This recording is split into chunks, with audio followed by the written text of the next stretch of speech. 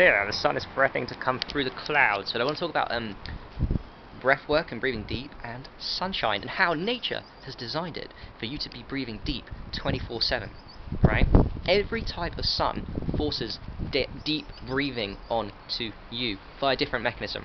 Red light therapy, sunrise, sunset, sun has the red light frequency enters the cytochrome C oxidase photoreceptor in the mitochondria, which kicks out nitric oxide into the bloodstream, dilates the blood vessels. Therefore, you're breathing deep. The blood vessels are now dilated. Your nitric oxide is where it's needed to be. You can't get oxygen carbon dioxide exchange without efficient and maximal levels of nitric oxide. That's where it comes in, and red light therapy definitely knocks the nitric oxide and puts it into the right place so that you can deep breathe. That's where it comes from, nitric oxide.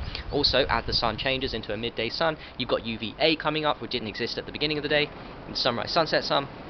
And that UVA, we've got something called UVA-induced nitric oxide, and that's on the surface of your skin. There's layers of nitric oxide, but they're not being signaled and released to dilate the blood vessels until UVA hits them. As soon as the midday UVA sun starts coming up, very strong at midday, then it starts making you deep breathe because the UVA is being activated. That's why it's called UVA activated nitric oxide. So my point is, all suns, being out in the sun and even under cloud cover, will keep you deep breathing 24/7. This is one huge reason why we say that sunlight heals. There's a load of things, don't get me wrong, don't misinterpret what I'm saying. There's a load of things going on with sun that are magical and amazing. Red light frequencies, each colour of the chakras, we've got UVA, UVB, all of these. There's hundreds of thousands of frequencies of sun. Hoffenheimer, you go crazy deep. Hoffenheimer being gaps in the sun, gaps in the frequencies of sun, black, that apparently heals too. So you can go crazy deep, but what I'm saying to you is one of the main reasons, one of the key reasons I like to focus on for why sunlight and being outside all day long seems to make people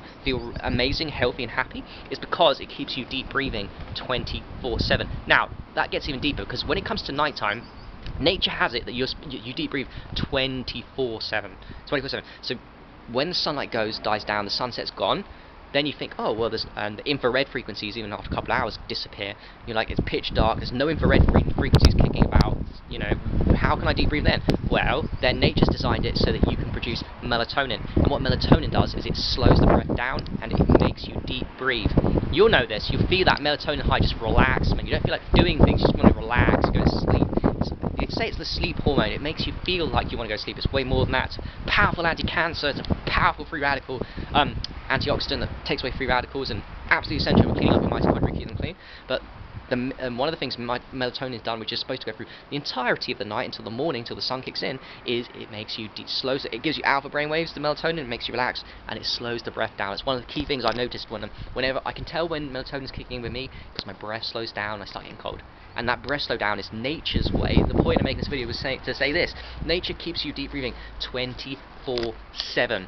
With each hour and second of sunlight you stay out in and expose your eyes and your skin to, even just your eyes, you will deep breathe. Even just your eyes, just your face, all covered up, you'll deep breathe. And then, as soon as the sun goes down, when we come to the night time, the melatonin, which is supposed to kick in a few hours after the sun goes down, when the infrared stops, the melatonin starts kicking in, starts rising, and then you start deep breathing. Now the problem is, we don't make melatonin at night time if we live in modern society, because a couple of reasons.